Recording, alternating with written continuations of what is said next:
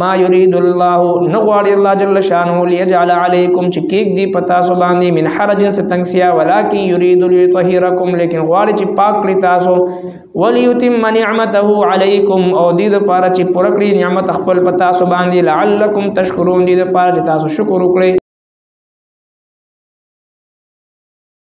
سورة المائدة آیت نمبر 6. أعوذ بالله من الشيطان الرجيم. بسم الله الرحمن الرحيم. ما يريد الله ليجعل عليكم من حرج ولكن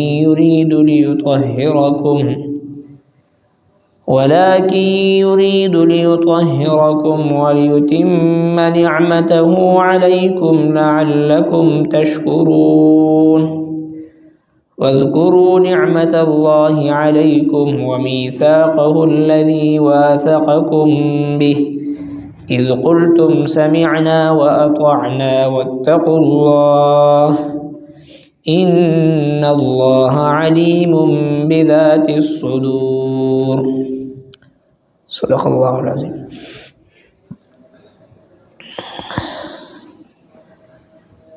پدی آیت کریمہ کی اللہ جل شانہ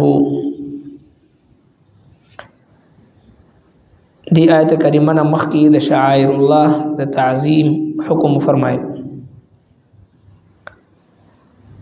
او بیا د طهارت حکم چې هغه د اودس په شکل کې دی د هغې حکم فرمایل. طهارت پاکیزگی ظاهری او باطنی دواړه مقصود دي او د مانځه دپاره طهارت دا شرط دی او بیا د هغې په ضمن کې د اودس فرایض بیان شو چې مخ وینځل، دواړه لاسونه وینځل، د سر مسح کول، دواړه خپې وینځل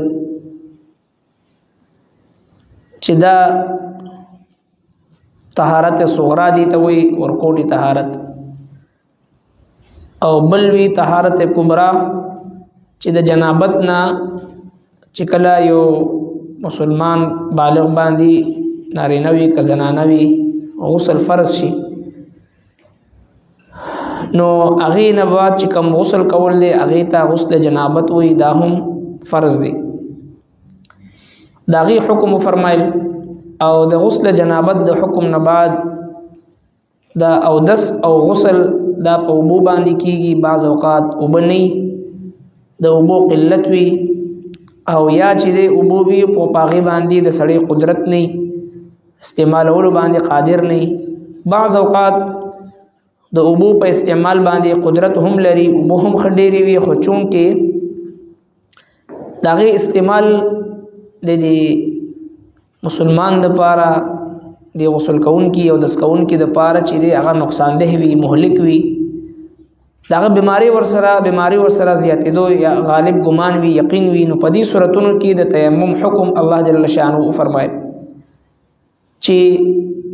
هر هغه څیز چې د ځمکې د جنس سره تعلق ساتي، خوره وي، لوټه وي، کاڼه وي، چونه وي، رانجه وي، هر یو شی چې هغه د ځمکې د جنس سره تعلق ساتي یا د ځمکې ګرد غبار په هغې باندې لګېدلی وي نو په هغې باندې 2 ضربه ووهي، 2 پیرې لاسونه ووهي، په یو ځل ووهي لاسونه په مخ راکاږي او په دویم ځل چې ووهي په دواړو لاسونو باندې په داسې طریقې سره به راکاږي چې کوم ځایونه موږ په اودس کې وینځو مخ او د لاس د لاسونو هغه ځایونو باندې لاس مکمل راښکلی شي. نو دا 2 لاسونه وهل په خوره باندې، لوټه باندې، کاڼې باندې یا دوړه باندې، او دغسی یو نیت کول، دا 3 د تیمم فرایض دي، یو نیت کول او 2 ضرب وهل. نو اوس الله تبارک وتعالی د دې آیت مبارکه په دې حصہ کې فرمایي چې ما يريد الله ليجعل عليكم، ما يريد الله نغواړي الله جل شانه ليجعل عليكم چې کېږدي پتا سو باندې من حرج ستنګسیا، ولكن يريد لیکن غواړي ليطهركم چې پاک کړي تاسو لرا، وليتم نعمته عليكم او دې دپاره چې پوره کړي نعمت خپل په تاسو باندې، لعلكم تشکرون دې دپاره چې شکر وکړئ. ما يريد الله نغواړي الله جل شانه ليجعل عليكم من حرج چکیک دی پتا سو باندې ستنګسیا الله تبارک وتعالى په خپل بندگانو باندې مشقت او تکلیف دانا چي او الله جل شانه د انسان د وسن متعزيات په باندې تکلیف او مشقت نه چي څنګه چکلا وبوین او بو سرا او دس او بو سرا غسل چې وبني نو دغه قائم مقام سہولت دی تیمم دی دا د الله تبارک وتعالى په دې امت باندې یو عظیم احسان دی چې د زمکه هر حصہ او د زمکه د جنس سره تعلق ساتون کې هر یو سیزو دا د مسلمان د پاره قائم مقام د اوبو قائم مقام د اودس قائم مقام د غسل هغه وګرځي او الله تبارک وتعالى په تاسو باندې سم مشقت او تکلیف اچول نه غواړي چې تاسو په یخنی کې او دسو کې یا غسل کې یا تکلیف برداشت کې بلکې الله تبارک وتعالى سو غواړي ولکن یرید لیطهرکم الله جل شانه دا غواړي چې تاسو پاک شئ طهارت باطنی او ظاهری دوه الله جل شانه ته مطلوب دي ظاهری طهارت او باطنی طهارت دا د چې زمونږ استاد زړه دا د روحاني امراضونو پاک وي حضرات انبیاء کرام چې دنیا ته تشریف وروړي نو دا غي د تشریف اوري مقصد هغه دا چې د خلکو په زړونو باندې مهنت وکړي د زړونو نه چې کوم روحاني امراض دي دا ختم شي هغه امراض د کفر په شکل کې دي په زړه کې د نفاق او د منافقت په شکل کې دي د شرک په شکل کې دي حسد دي بغض دي عناد دي تکبر دي حب مال دي حب جاه دي د دې صفایي وشي دي ته وایي طهارت باطنی او چې کله د دې امراضو تزکیه او تصفیه نه وشوي دا صفاشوي نه نو په دنیا کې انسان د ټول نعمتونو باوجود چې هغه دغه ژوندۍ د جهنم یو منظر پیش کړي زموږ استادو د معاشري د الله تبارک وتعالى نعمتونه بشمار دي وان تعدوا نعمت الله لا تحصوها د الله جل شانه د نعمتونو شمیر هم موږ نشو کولی خو بیا هم زموږ په زړونو کې زموږ په ژوندۍ کې سکون راحت چین آرام نشته دي مونږ خپل آبا او اجداد زندگی باندې نظر واچو بیا په خپل زندگی باندې نظر واچو الله رب العالمین چې کوم نعمتونه مونږ ترا کړې دي دا نعمتونه داسې خوراک اسکاک داسې سہولیات او داسې سورلی داسې لباس او داسې رهائش داسې آسایش زمون پلار نیکونو ته حاصل نو خدای باوجود هغه انتهایی پرکیف او پرسکون او پر اطمینان زندگی تیرو نن دا تمام تر وسائل اسباب آسایش زیبایش نمائش دا ټول نعمتونو باوجود موږ ته هغه چین سکون حاصل نه دی دې وجه سره څومره چې موږ سره مادي وسایل زیاتېږي هغه عمر زموږ مسائل او پریشانی هغه زیاتېږي دغه وجه سره دغه وجه دا چې زموږ باطن هغه ګنده ده او باطن کې زموږ استادو چې دی هغه تیار دی جناب نبی کریم صلی الله علیه وسلم مبارک فرمای الا ان فی الجسد لمضغه خبردار د انسان په بدن کې د غوخي او ټوکړه ده فاذا صلحت صلح الجسد كله چې کله د غوخي غ ټوکړه سمای نو ټول بدن ور سره سمي او اذا فسدت فسد الجسد كله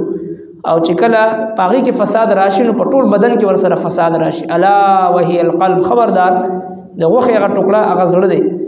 نن زموږ استاد زړه دا د حسد نه د کبر نه د بغض نه د عناد نه د کینې نه د دې ټول امراضو نه ډک دي د دې وجه نه زمونږ په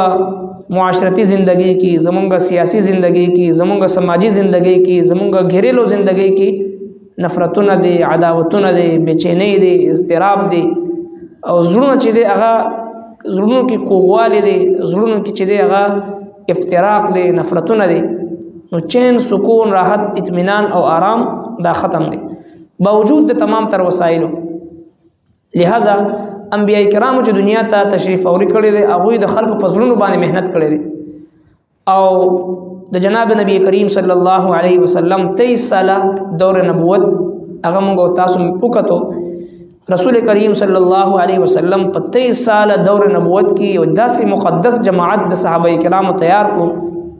چې هغه سي جماعت نه مخکې چې تراغلي او نه رستو قیامت پورې چې تراتلون کې وي رب کائنات د هغه جماعت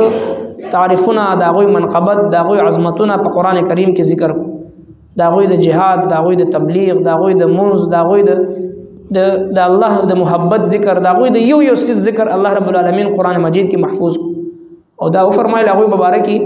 لكن الله حبب اليكم الايمان وزينه في قلوبكم زما د محبوب پیغمبر دا صحابه د سوره حجرات آیت کریمه ده زما د محبوب پیغمبر دا صحابه هغه خلق دي چې ما ایمان مزین کړو خیسته مې کو د دې زړونو ته ورکوس کو او چې کله ایمان زړونو ته کوشن وکره اليكم الكفر والفسوق والعصيان د کفر نه د فسق او فجور نه د معصیت نه نفرت د دوی په زړونو کې پیدا شو دی وجنا جناب نبی کریم صلی الله علیه وسلم مبارک منګو تاسو ته د دعا تعلیم را کړی دی ترغیب را کړی دی نبی علیہ الصلوۃ والسلام مبارک په دعا وختل اللهم افتح اقفال قلوبنا بالذکر ای زموږ رب زموږ د زړونو تالی په خپل ذکر سره هغه کولو کی ځکه په زړونو باندې تالی لګیدلې وي زنګ لګیدلې وي د ګناهونو چې دا څومره ګناهونه موږ ذکر کړو باطینی ګناه چې ورته وي د دې وجه نه په زړه باندې زنګ لګي جناب نبی کریم صلی الله علیه وسلم ارشاد فرمایل چې زړونو ته هم زنګ لګي سرنګ چې اوس پنه باندې زنګ لګي صحابه کرام عرض کو چې رسول الله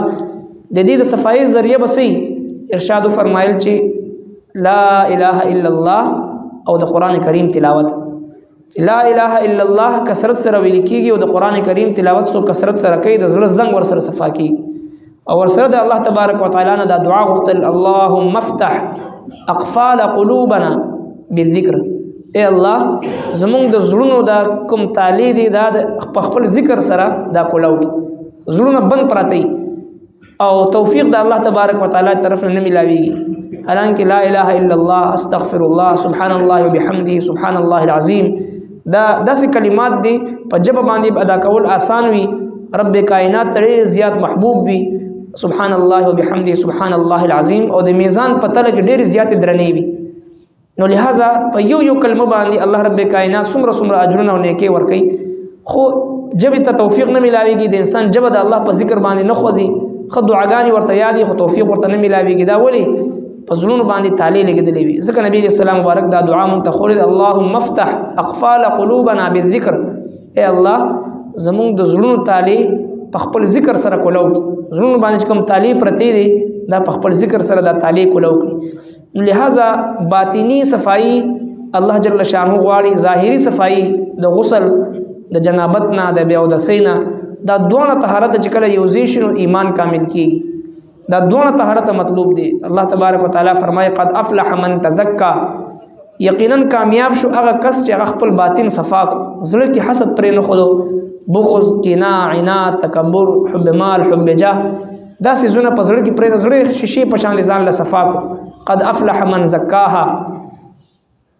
کامیاب شو هغه خلق چې خپل باطن پاک نو باطن هم پاک کول لي ظاهر هم پاک کول لي موږ په ظاهر باندې سره مهنت کوو بدن صفا کو خو چې کوم باطینی امراض دي دغه نزان نه ساتو الله تبارک وتعالى دا دوه چې دي دا پاکول غواړي الله جل شانه ته دوه پاکول دا مطلوب دي ظاهری پاکیزی هم او باطینی پاکیزگی هم ذکر فرمای ما یرید الله نغواړي الله جل شانه ليجعل عليكم چې کېک دی پتا سو باندې من حرج سے تنگسیا ولکن یرید ليطهركم لیکن غواړي چې پاک کړی تاسو وليتم نعمته عليكم او دې د پاره چې پوره کړی نعمت خپل پتا سو باندې لعلکم تشکرون دې د پاره چې تاسو شکر وکړئ صدق الله ربنا تقبل منا انك انت السميع العليم وتب علينا انك انت التواب الرحيم